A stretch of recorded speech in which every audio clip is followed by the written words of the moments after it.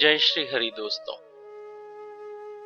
प्रभु की कृपा ही हमें सत्संग और कथा में लेकर जाती है। प्रभु को तन मोहन नहीं, धन मोहन भी नहीं, बल्कि मनमोहन कहा गया है। मनमोहन अर्थात जो मन पर मोहित हो जाए। तात्पर्य यह है कि प्रभु हमारे तन पर नहीं, धन पर नहीं, केवल हमारे मन पर मोहित होते हैं।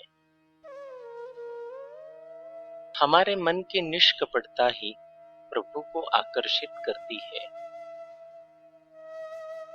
प्रभु के लिए हमारा हृदय और हमारा जीवन सदैव धन्यवाद से, कृतज्ञता से भरा हुआ होना चाहिए।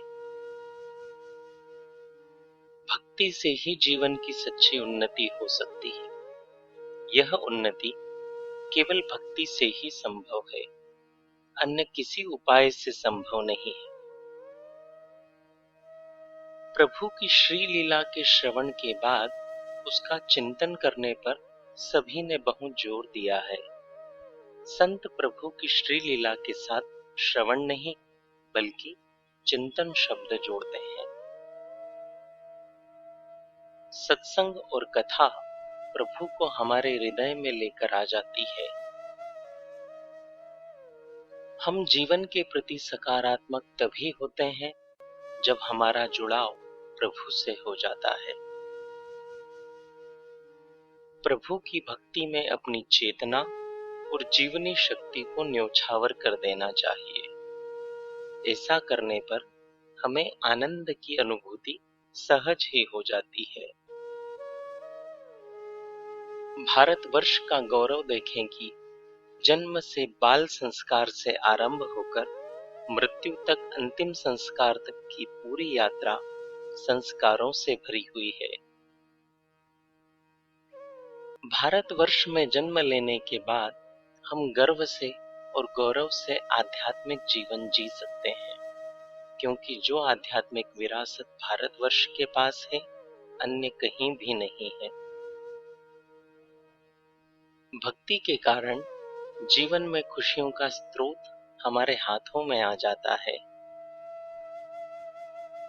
हम अपना कितना अमूल्य जीवन संसार करके अपने हाथों से गंवाते हैं।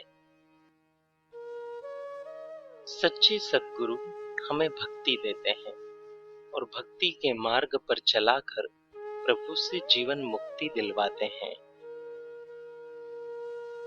प्रभु अहेतु की कृपा करते हैं, यानी जब कृपा करने का कोई हेतु न हो तो भी प्रभु कृपा करते हैं, क्योंकि कृपा करना प्रभु का शाश्वत स्वभाव है। हम संसार में रहने की तो पूरी तरह से तैयारी करते हैं, पर जहां हमें हमेशा के लिए जाना है, क्या हमने वहां के लिए कोई तैयारी की है? हमें सोचना चाहिए कि क्या खाने पीने, कमाने और सोने के लिए ही हमें परम पवित्र भारत भूमि में जन्म मिला है? संसार की दृष्टि में जो उन्नति है, अध्यात्म उसे बिखराव और भटकाव कहता है। अध्यात्म का अपना एक शब्दकोश है, जिसे हम संसार में पाना कहते हैं।